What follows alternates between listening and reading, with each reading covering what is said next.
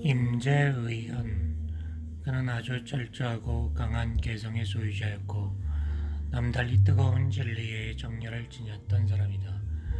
그는 산동 사람으로 속성은 형씨였다. 죽은 해는 866년이나 그 다음 해가 분명하지만 태어난 해는 알 길이 없다. 아마도 9세기 초에 태어났을 것이다. 타고난 성격상의 특징으로 보아 그는 북방인이었다. 어려서 출가했고 신심이 남달랐던 구도자였다. 도련한 기회에 깨닫긴 했지만 그렇게 되기까지 가시밭길을 걸었다.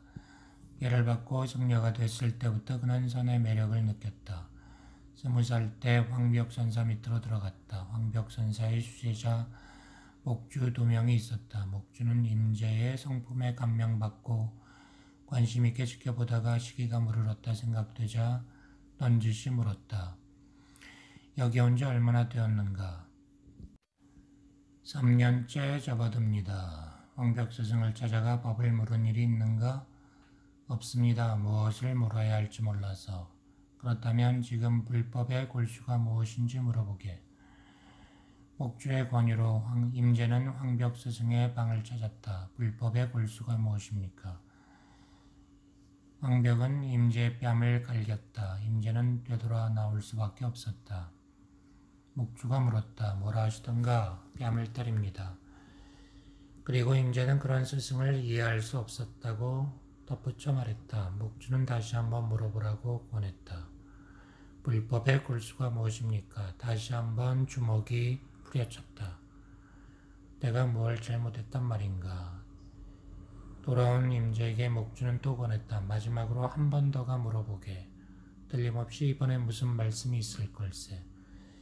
임재도 이번엔 뭔가 다를 테지 하고 세 번째로 황벽의 방으로 들어갔다. 불법의 골수는 무엇입니까? 입이 닫히기도 전에 황벽의 육중한 몸이 임재를 덮쳤다. 임재는 방을 빠져나왔다. 얼얼한 뺨을 어루만지며 임재는 이런 쓸데없는 일을 더 이상 할 필요가 없다고 판단하고 다른 곳으로 떠나야겠다고 마음먹었다. 그렇다고 해서 냉정을 잃거나 행패를 부릴 임재는 아니었다. 그날 저녁 그는 목주에게 자기 결심을 털어놓았다. 불법의 골수를 물어보도록 격려해 주신 것을 감사합니다. 아무래도 전 황벽 스님과는 인연이 없는 것 같습니다. 스님께서는 3번이나 매질로 저를 일깨워 주셨지만 저는 업장이 두터워 심오한 뜻을 알 길이 없으니 이를 안타깝게 여길 따름입니다. 이제 제가 할 일은 떠나는 길인 것 같습니다. 목주도 심각해졌다. 알 수 없군. 그렇다면 떠나기 전에 황벽 스님께 인사라도 드리게. 목주가 이렇게 말하자 임재는 물러나왔다. 목주는 짐을 챙기고 있는 임재를 앞질러 황벽한테 가 귓속말을 했다. 아까 불법의 골수를 물으러 왔던 그는 어리긴 하지만 비범합니다. 지금 떠나겠다고 합니다. 아직 인사차 오거든 잘 받아주십시오. 틀림없이 뒷날 숱한 중생들에게 유익한 그늘을 드리워줄 큰 나무가 될 줄 압니다. 황벽은 말했다. 네, 다 알고 있으니 염려 말게.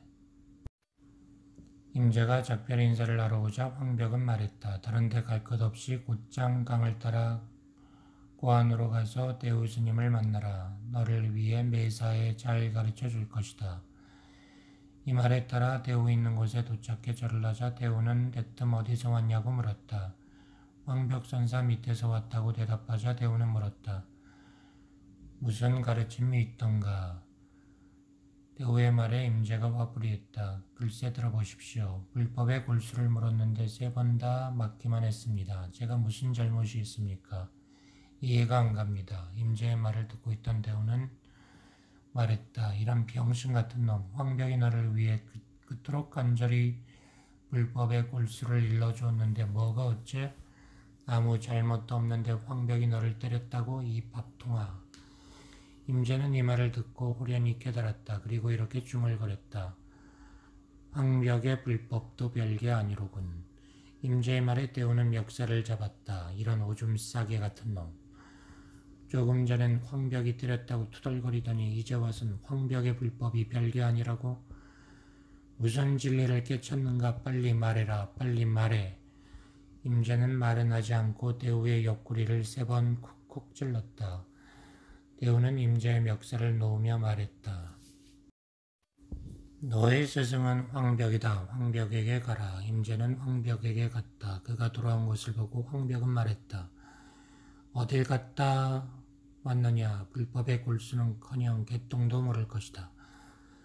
다스님의 높아심이죠. 이렇게 말하고 임자는 대우가 말한 것을 보고했다. 황벽이 말했다. 이 수다스러운 대운 놈 오기만 해봐라. 묵사발을 내리라. 오도록 기다릴 거 뭐 있습니까? 지금 당장 묵사발 내십시오. 말을 끝내자마자 임자는 황벽의 뺨을 쳤다. 그러자 황벽이 말했다. 이런 미친놈 보게나. 감히 범의 수염을 잡다니. 황벽의 말이 끝나기도 전에 임자는 화를 했다. 황벽은 아랫사람을 불러 임자를 방으로 데려가라고 했다. 어느 날 밥가리 시간에 황벽도 손에 괭이를 들고 나왔다. 뒤돌아보니 임자가 빈손으로 따라오고 있었다. 자네는 괭이를 어디에 두었나? 누가 가져갔습니다.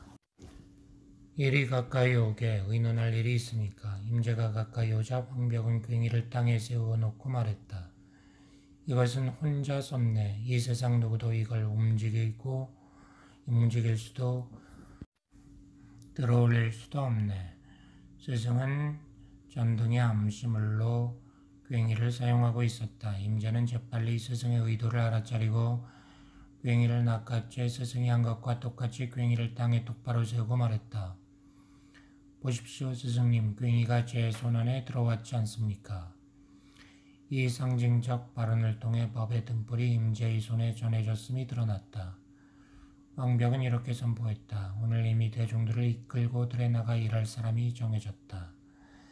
이것은 다시 말해 자신을 대신해 임자가 스승 역할을 떠맡을 채비가 되어 있으므로 자기는 안심하고 은퇴할 수 있다는 뜻이다.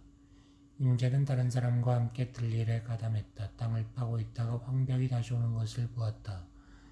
그는 일손을 멈추고 괭이에 기대어 서 있었다. 그랬더니 황벽은 넌지시 제자를 시험했다. 자네 벌써부터 지쳤군. 괭이를 든 적도 없는데 지치다니요. 이 말에 황벽은 지팡이를 들어 임자를 내리치려 했다. 그러자 임자가 지팡이 끝을 잡고 밀쳐 황벽은 땅바닥에 나동그라졌다. 황벽은 아랫사람을 불러 자기를 일으키게 했다. 그를 부축하면서 아랫사람이 말했다.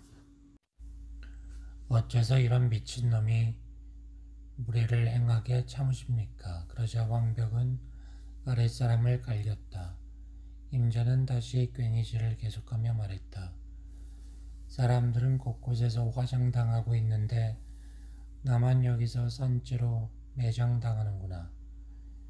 이건 기상천외한 발언으로 젊은 사자의 포효였다. 지금까지의 세속적 얕은 나는 죽어 땅에 묻히고 속안에 참나만이 살아남았다는 뜻이다.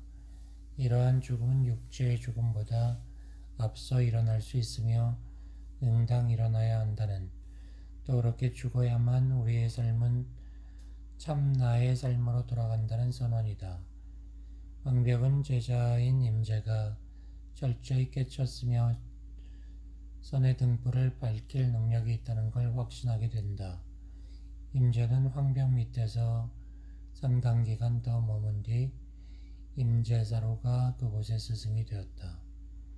스승과 제자가 싸움탕 마냥 지혜를 겨루는 모습은 재밌다.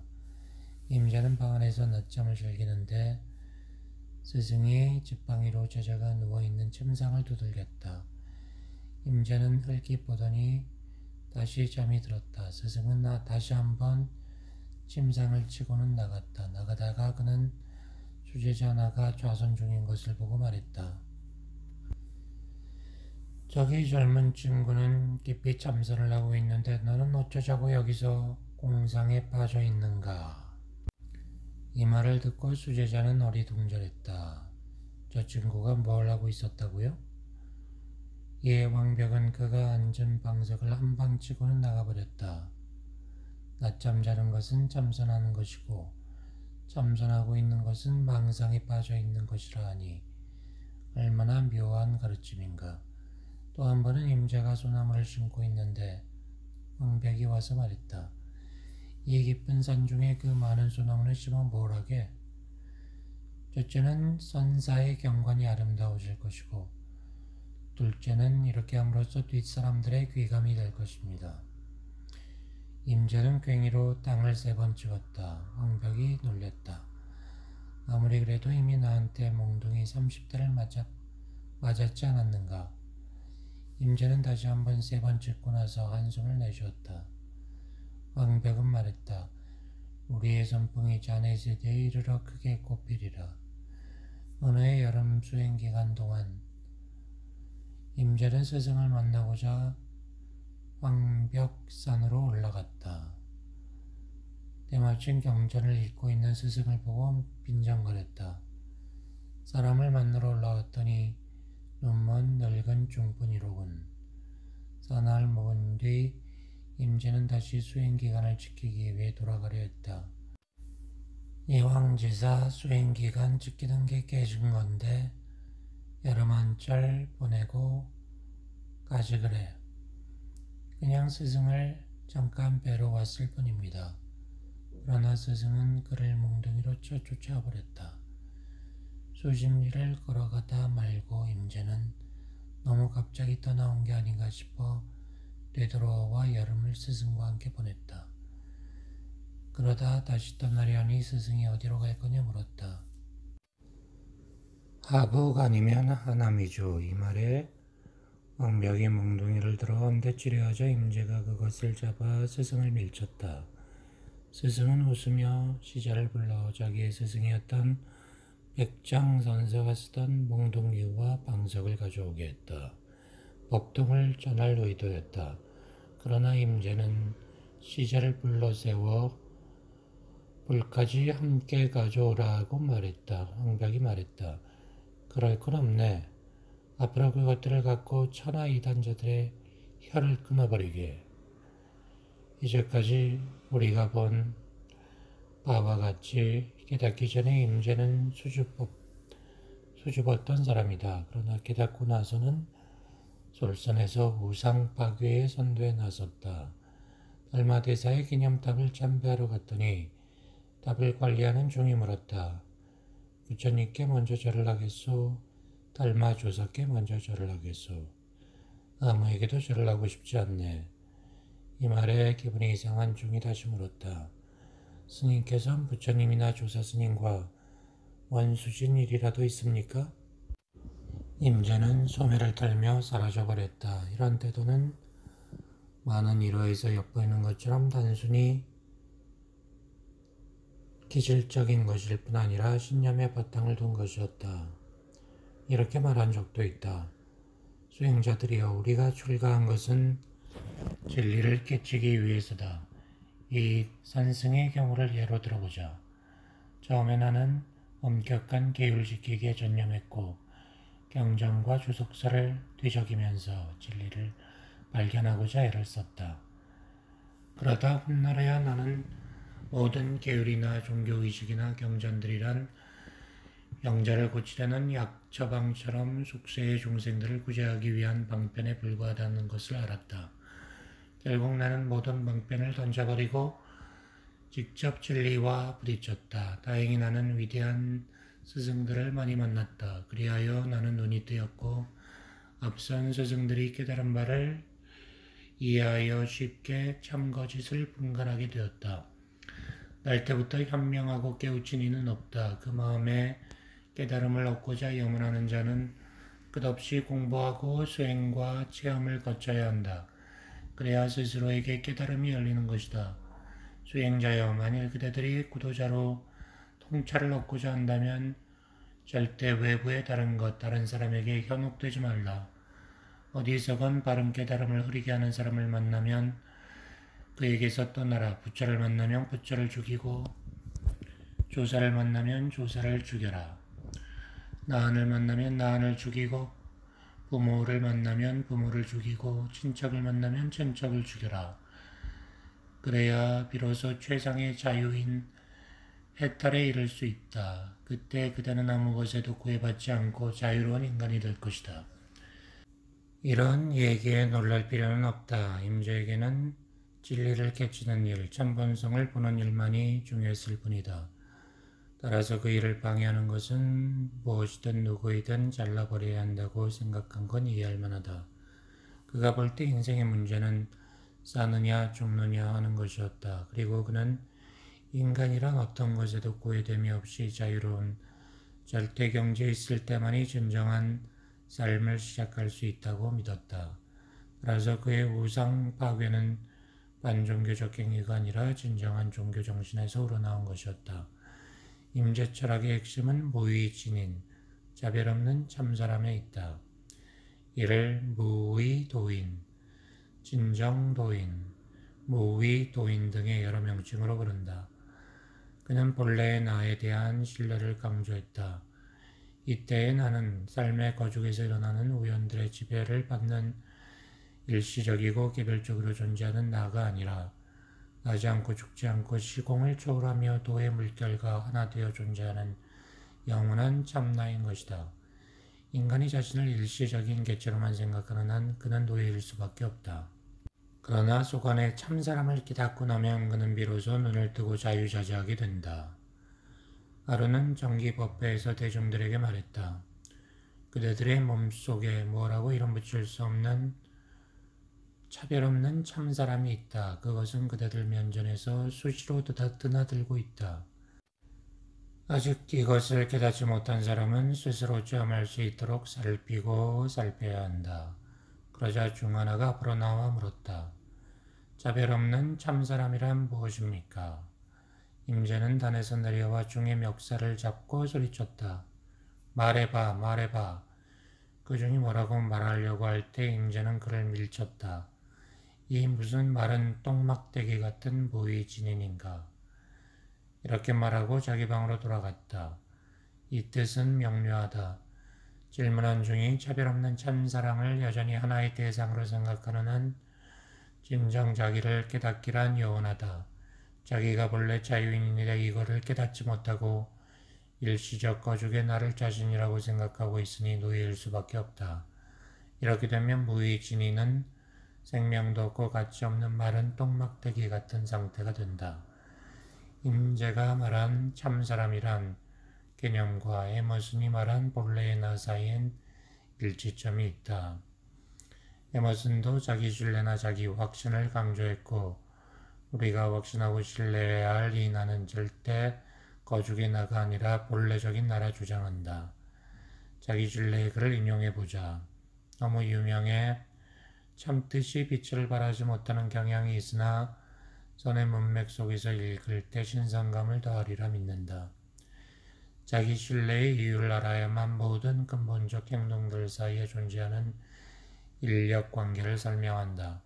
우주적 신뢰의 바탕이 되는 이 본래의 나란 무엇인가? 제멋대로 위치를 바꾸지도 않고 딱히 제로 잴 수 없는 헤아릴 수 없이 많은 별들은 최소한의 존재 가치를 갖추고 있는 것이면 그 무엇이든 그것이 아무리 쓸모없고 더러운 존재라 할지라도 빛을 비춰준다. 과학의 힘으로도 아직 불가이한 저 별들의 본질은 무엇인가? 이러한 의문은 자연히 우리가 본능, 천성이라 부르는 생명 본질의 문제로 나간다. 이렇게 우리가 본래부터 갖고 태어난 지혜를 직관이라 부르고 모든 후천적 행동들을 학습이라 한다. 머리로는 분석이 불가능한 궁극의 힘 속에 모든 사물은 공통된 기원을 가지고 있다. 고요한 시간에 우리의 뇌리를 스치는 그러나 어떻게 해서 우리의 영혼 속에 떠오르는지 방법을 알 수 없는 존재의식은 사물과 시간, 공간, 빛 그리고 사람에 따라 서로 다른 것이 아니라 하나이며 같은 근원에서 나오는 것이기 때문이다. 여기서 말하는 본래의 나, 열 등은 내 생각으론 임재가 말하는 차별 없는 참사람 또는 무의도인 이 사람과 다르지 않다. 임재에 관한 기록들을 보면 그는 늘 위치를 바꾸지 않는 별을 어떤 때는 단도직입적으로 어떤 때는 간접적 방법으로 가리키고 있음을 알 수 있다. 임재는 언제나 실망적이긴 했지만 자기의 제자들 가운데 최소한의 존재 가치를 갖추고 있는 자가 있나 지켜보았다. 그는 제자들 각자의 속안에 있는 본래의 나가 스스로 짊어진 무지와 탐욕의 굴레에서 벗어나기 위해 대단한 참을성을 갖고 거죽의 얕은 나의 껍질을 부술 기회를 찾고 있음을 보았다. 그러나 그들 자신은 자기들이 본래 자유롭게 태어났다는 사실을 깨닫지 못하고 노예 상태에 있으려고 하고 있었다. 그것을 보고 임자는 가슴이 아팠다. 그들은 직관에 대해선 등을 돌린 채 학습에만 열을 올리고 있었다. 붓줄을 지니고 있으면서도 밖에서 붓줄을 찾으려고 했었다. 그들이 자기 집을 놔두고 남의 집에서 살려는 게 임재로서는 의아했다. 그의 거친 언행 뒤에 뜨거운 자비심이 있었으니 그것은 맹목적인 게 아니고 깨달은 후에 자연적인 결과였다. 여기에 비추어 볼 때 우리는 임재의 몽둥이질이나 고함이 실제로 그의 자비심에서 흘러나온 것임을 알 수 있다. 임재가 스승 황벽에 대해 느꼈던 것도 마찬가지다. 임재는 대중들을 앞에 놓고 이렇게 말했다. 도를 구함에 있어서는 목숨도 아끼지 말아야 한다. 나는 20해 동안을 돌아가신 황벽 스승과 함께 지냈다. 처음에 내가 불법의 골수를 3번 물어보았는데 스승께서는 나를 후려쳤다. 얼마나 아팠던지 가시돋친 나무로 심장을 꿰뚫는 것 같았다. 지금이라도 그런 몽둥이를 맞고 싶은데 누가 나를 때려줄 사람 있는가? 중 하나가 나왔다. 제가 하겠습니다. 몽둥이를 건네주었으나 그 중은 받기를 망설였다. 이번에도 이제는 몽둥이를 들지 않을 수 없었다. 그러나 덕산방 임재하리라는 말에도 나타나듯 후대 사람들에게 할의 선사로 알려졌다. 여기엔 이유가 있다. 그는 소위 고함의 철학을 열었다. 임재는 고함을 4가지로 나누어 생각했다. 한 번은 제자에게 이렇게 설명했다. 때로는 하리 금강왕의 보검 같고, 때로는 땅에 웅크리고 앉은 사자 같고, 때로는 풀을 헤치는 잣대 같고, 때로는 고함이 고함 아닌 것으로도 쓰인다. 그리고 임재는 제자에게 물었다. 이 말을 어떻게 생각하느냐? 제자가 망설이자 임재는 할을 냈다. 내 생각에 이 할은 첫 번째 할에 속하는 것 같다. 아무 쓸모도 없는 그 제자의 사념을 끊어버리려는 의도였기 때문이다. 그러나 어떤 단체에서도 그렇듯 스승이 어떤 방법을 즐겨 사용하면 제자들은 흉내내어 결과적으로 제도화시킨다. 임재의 제자들도 고함의 철학적 정신과 적용 방법을 이해하지 못한 채 할을 써먹었다. 그래서 사정이 점점 심해지자 급기야 임재는 이 소음을 중지시켰다. 내가 보니 너희들은 나의 할을 무턱대고 모방하고 있는데 시험해보자. 한 사람은 동쪽에서 나오고 다른 사람은 서쪽에서 나왔다. 동시에 할을 냈다. 누가 주인이고 누가 손님이냐. 이것을 대답하지 못한다면 나의 할을 따라하지 마라. 할이 중요한 게 아니라 주인을 알아보고 주인과 하나 되는 일이 중요한 것이다. 누가 주인인가? 자신의 참나 그것 말고 누가 주인인가? 그대들이 생사의 세계에 구속받지 않고 있더라길 바라거든. 지금 내 설법을 듣고 있는 그 사람을 깨달아라. 그는 모양을 그릴 수도 형상을 나타낼 수도 없고 어디에 뿌리를 내리거나 바탕을 두지도 않으며 집착이 없다. 그는 활달하고 빈틈없어 어느 상황에서도 막힘없고 누구에게도 구속됨 없이 환경에 따라 자기 능력을 발휘한다. 붙잡으려 하면 멀어지고 찾으려 하면 사라진다. 그는 큰 비밀에 속한다. 틈날 때마다 임재는 홀로 서있는 도의 사람, 무의 도인이자 동시에 모든 부처의 어머니 제불지모인 이 신비한 설법을 듣고 있는 그 사람에 대해 이야기했다. 그는 설법을 듣고 있는 자일 뿐 아니라 설법을 행하는 자이기도 한 것이다. 바로 지금 차이는 뚜렷하고 역력한 광채를 띠고 내설법을 듣고 있다.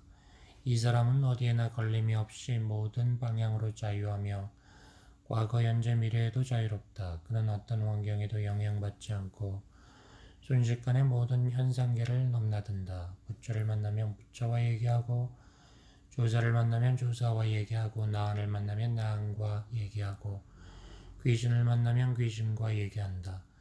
중생을 인도함에 있어 그들의 생각이나 욕구를 그도 가건만 그는 어디서나 맑고 깨끗하여 그의 광명으로 우주의 구석구석을 비추어 세상 만가지 사물이 하나인 만물 일려를 본다. 만법 일려를 본다. 만일 임재가 현대사람이라면 토머스 머튼과 같은 얘기를 했을 것이다. 우리를 본래 자신과 갈라놓고 있는 그 심연도 건너지 못하면서 달나라에는 가서 무엇하리요. 임재의 모든 가르침의 큰 뜻은 바로 이 심연을 건너는 데 있다. 물로 서있는 도의 사람이야말로 참나이기 때문이다. 인간은 지수와 품이라는 네 가지 원소의 결합이다. 그러나 임재는 이렇게 생각했다. 비록 육신을 가지고 내설법을 듣고 있으나 그 진정한 사람은 절대 이 네 가지 원소의 화합물이 아니다. 누구든 이를 볼 수 있다면 가든 오든 구속받지 않을 것이다. 육신을 혐오할 필요는 없다. 깨달은 사람은 온전한 사람이지 육신을 버린 사람이 아니다. 그는 어떤 특별한 행동을 하는 사람이 아니다. 반대로 깨달은 뒤엔 평상시의 평범한 행위가 곧 참나의 행동이다. 임재도 남전이 말한 평상심이 도라는 평상심시도를 인용해 제재를 훈계한다. 도의 수행자여, 도는 어떤 인위적인 노력이나 행동에 있는 게 아니다. 평상시 일들, 자기 끽반 오줌 누고 피곤하면 잠자는 일들 속에 불도가 있다. 어리석은 자는 이 말을 듣고 웃겠지만 지혜자는 알 것이다. 어떤 일에 닥쳐도 서두르지 않고 근심하지 않는 사람이 진정한 귀인이다. 특별히 애쓰지 않는 마음이 바로 평정심이다. 우리는 있는 그대로가 모두 독창적이다. 그러나 억지로 있는 그대로 인지하고 억지로 독창적이려 한다면 진짜 독창성은 사라지고 본래 면목을 잃는다. 임재는 노장사상에 깊이 이해가 있었다. 그의 실제적인 신앙이 무엇이었든 간에 그가 생각을 펼쳐나간 것은 도가적이었다. 임재가 말한 무의, 무부는 무의와 다르지 않다. 부처를 구하면 부처를 잃고 도를 구하면 도를 잃고 조사를 구하면 조사를 잃는다. 가장 귀중한 보물인 차별 없는 참사람은 바로 그대 안에 있고 그대 자신이다. 그러므로 그것을 밖에서 찾으려 한다면 잃는다. 그리고 이것은 바로 그대 자신이기 때문에 그대는 자기 속 안에서 조차 그것은 찾는 자 바로 그 자이지 찾아질 대상이 아니기 때문이다. 우리의 참나는 항상 주체이지 객체가 될 수 없는 것이다. 이 주객의 문제에 대해 임재는 네 가지 방법상의 가능성을 생각했다. 주체를 버리고 객체를 남겨두는 경우, 객체를 버리고 주체를 남겨두는 경우, 주객을 다 버리는 경우, 주객을 모두 남겨두는 경우이다. 이 네 가지, 즉 사류가는 정신생활에서 네 가지 다른 단계에 있는 사람들을 다루는 방법을 나타낸다. 첫째 단계의 사람은 자기의 주관적 희망이나 공포, 선입견 때문에 대상에 대해 편견을 가지고 있다. 따라서 이러한 사람은 나의 주관적 생각들이 거쳐야만 최소한 객관적으로 사물을 바라볼 수 있다. 그래서 인간을 걸어가는 나무로 보는 일이 없게 된다. 둘째 단계의 사람은 산을 산으로 보고 강을 강으로 볼 만큼 눈을 가지고 있다. 그러나 그는 대상이 대상으로 보이는 데에는 우리의 마음이 작용했다는 것. 다시 말해 그가 소박하게 대상이라고 받아들이는 것에는 주관이 섞여 있다는 것을 깨달아야 한다. 이것을 깨닫게 되면 산의 초보 단계에 들게 되는데 이때엔 산을 보아도 산일 수만은 없고 강을 보아도 강일 수만은 없게 된다. 셋째 단계 사람은 주관 객관의 혼연일체로 사물에 대한 조화 있는 눈을 갖게 되지만 그것도 여전히 경험적인 사실을 벗어나지 못하고 상대적 영역에 속한다는 사실을 깨닫는다. 이 시점에서 그는 한 단계 더 높은 차원으로 올라가야 한다. 그래야만 형상계획, 주객이 하나의 동일한 근원, 절대의 마음에서 나오는 것임을 깨닫게 된다. 마지막 단계의 사람은 자신이 참나와 하나라는 사실을 확인하고 앞의 단계에서 경험과 수련에 의해 마음이 충분히 깨어났기 때문에 자유롭게 현상계로 돌아와 산을 산으로 강을 강으로 즐긴다. 왜냐하면 그는 이런 것들을 다만 있는 그대로 받아들이고 딱딱한 개념보다는 상징으로 이해하기 때문이다. 이 경지는 첫째 단계의 원초적 리얼리즘과는 다른 재창조된 리얼리즘이라고 부를 수 있다. 이 마지막 단계가 홀로 서 있는 도의 사람, 차별 없는 참사람의 단계이며 자기 집을 떠나지 않고 어디든 갈 수 있는 경지이다. 장자처럼 임재도 참사람은 물에 들어가도 젖지 않고 불에 들어가도 타지 않는다 라고 말했다.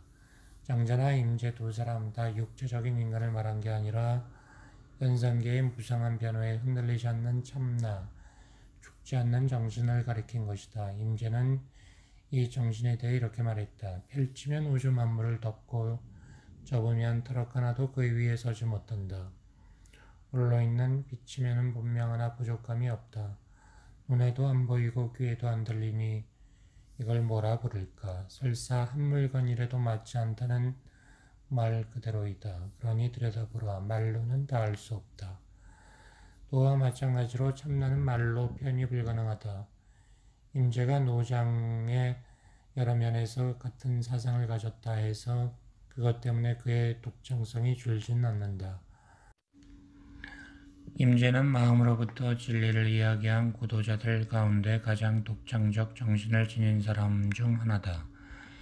그의 가르침은 샘에서 흘러나오는 물줄기처럼 자연스럽고 거침없다. 그는 많은 책을 섭렵했고 불교 경전뿐 아니라 도가 계통의 고전에도 정통했다. 그가 소화한 학문들은 한결같이 그의 생명력 넘치는 철학의 한 부분이 되었다.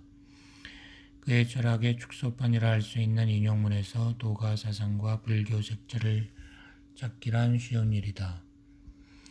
진정한 구도자는 부처도 보살도 나한도 나아가 과거 현재 미래의 어떤 영광도 취하지 않는다. 그는 의연히 이 속세를 쫓달하여 절대 자유를 누리기에 어떤 것에도 얽매이지 않는다. 천지가 무너져도 그의 믿음은 흔들리지 않는다. 천지사방의 부처들이 앞에 나타나도 동요하지 않는다. 지옥 귀신이 다 나오더라도 두려워하지 않는다. 어떻게 그는 이렇게 태연자약한가? 그것은 그가 세상 만가지 사물을 구성하는 공의 원리를 알았기 때문이다. 그것들은 변화하는 것에 홀려있는 눈에만 실제일 뿐 거죽 변화에 홀리지 않는 눈에겐 실제가 아니다. 과거, 현재, 미래는 마음의 작용일 뿐이고 세상 만물도 아르마리에서 일어난 것일 뿐이다. 삼계유심, 만법유식. 그렇다면 꿈이나 환상, 허공에 핀 한떨기 꽃에 집착하여 뭐하겠는가? 참으로 실제하는 단 한 사람은 바로 지금 눈앞에 나의 설법을 듣고 있는 그 사람이다. 그는 불 속에 들어가도 타지 않고 물 속에 들어가도 젖지 않는다. 그에겐 삶도 지옥도 낙원이다. 그는 아기와 짐승들을 보살펴도 보상을 바라지 않는다. 어떻게 하면 이럴 수 있을까? 무차별의 진리 바로 그것이다. 그대가 성스러운 것을 좋아하면서 속된 것을 싫어한다면 그대는 생사의 윤회에서 벗어나지 못할 것이다. 번뇌는 바로 사념에서 생기는 것이다. 그러니 어디에도 마음이 걸리지 않는다면 번뇌가 어찌 그대를 괴롭힐 수 있겠는가? 거죽의 모습에 올려 차별하고 집착하는 헛수고를 거두라. 그러면 단번에 도를 실현하게 될 것이다. 이것을 보면 스즈키 박사가 선은 인도 사상과 중국의 도가 사상이 전복되었다고 한 말이 정확하다는 걸 알 수 있다. 선이란 우리의 일상생활에 녹아든 유불도의 종합이다. 더 나아가 스즈키 박사는 장자의 지혜와 선의 정신 사이에 관계 있음을, 한편으로는 선종이 도와 선의 공통된 통찰을 전하는 데 기여했음을 인정했다. 선의 가장 도드라진 특징은 속 안의 마음의 깨달음을 장조하는 데 있다. 속한 마음의 깨달음이란 인간 존재의 속알맹이까지 꿰는 내적 인식을 말한다. 장자가 말하는 심재 조화망 조철에 해당되는 것이다. 그런데 임재의 강점은 제자를 가르치는 데 있어 기지가 풍부하다는 것이다. 이 기지가 아니었다면 그는 오늘날에도 여전히 생기있게 그 맥을 이어가고 있는 임재종을 탄생시키지 못했을 것이다. 그러나 원래 그는 자기 종단이나 선풍을 세우려는 의도는 없었다. 우리는 앞에서 임재의 할애, 철학과 선수련의 4단계인 사료관에 대해 살펴보았다. 자신은 비록 기교를 경멸했지만 정작 그는 기지의 천 선사였다. 아마도 그는 기지의 화신이었던 것이다. 또한 밝은 눈을 지닌 창의력 풍부한 스승이었다. 실제로 그는 깨달은 선사로서 기지의 방편을 자유자재로 쓰긴 했지만 그것들에 끌려다니지 않았다. 그의 설법을 보자. 우리 정문의 뜻을 널리 펴고자 한다면 모든 귀절마디엔 3가지 신비로운 문, 삼연문이 있어야 하고 각 현문마다엔 3가지 요지, 3요가 있어야 한다. 그리고 어떤 것이 다만 방편에 불과하며 어떤 것이 실제 목적이며 어떤 것이 핵심이고 어떤 것이 작용인지 알아야 한다. 삼연과 삼요는 구별하기 어려우니 뜻을 얻었으면 말일랑 잊어야지. 그래야 도에 이르기 쉬우리라. 한 귀절 말에도 삼라만상 드러나고 중앙 잔칫날엔 국과 더욱 새롭다. 우리는 임재 근본 통찰이 차별 없는 참사람을 깨닫는 일에 있음을 잊어서는 안 된다. 그 밖에 그가 사용한 방편이나 논리적인 공식은 둘째 문제고 그 값어치도 일시적인 것이다. 그런데 후대 사람들은 근본 통찰을 무시하면서 2차적인 문제에만 정신을 파니 우습다. 바로 이 때문에 후대의 선종은 활력을 잃는다. 누구든 공안을 머리로 풀려고 덤비면 끈끈이에 달라붙은 파리처럼 헤어날 수 없게 된다. 위대한 선사는 공안을 가지고 우리를 궁지로 몰아넣는다. 우리는 그 엄청난 고민 속에서 내면의 눈을 뜰 수 있고 우리가 겪고 있는 어리석음과 미망들이 깨닫고 나면 사라질 악몽임을 알 수가 있다. 남전선사의 일화를 소개하자. 어느 날 육경이라는 대부벼슬을 가진 관리가 남전에게 질문을 던졌다. 옛날 어떤 사람이 항아리 속에 거위를 키웠습니다. 거위가 커감에 따라 병의 목이 좁아서 밖으로 나올 수 없었습니다. 그대로 두었다간 거위가 죽을 판입니다. 항아리를 깨도 안 되고 거위를 다치게 해도 안 된다면 어떻게 그 쇠를 꺼내시겠습니까? 남전이 큰 소리로 그를 불렀다. 대부, 예. 남전이 말했다. 거위는 벌써 나왔소. 여기에서 육경은 자신의 참나를 깨닫게 된다. 사람들은 만일 임재가 삼현삼요에 대해 사람들이 늘어놓은 박식한 주석들을 본다면 어떻게 생각할까?